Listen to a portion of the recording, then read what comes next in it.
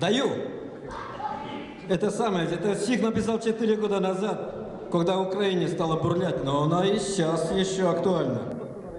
США – страна раздора, и на всех ей наплевать, где, в какой точке мира масло пекла подливать. Захотели эти янки Украину к рукам прибрать, чтобы оттуда пушки, танки на Россию направлять. А Бендерово отродье, чтоб Обаме угождать, по секрету сбили Боинг, чтоб на Русь потом списать.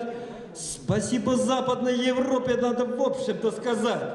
За решение Россию санкциями наказать. Наспех принятые санкции пошатнули свой ротай, вышли ратовать на акции, навалили урожай.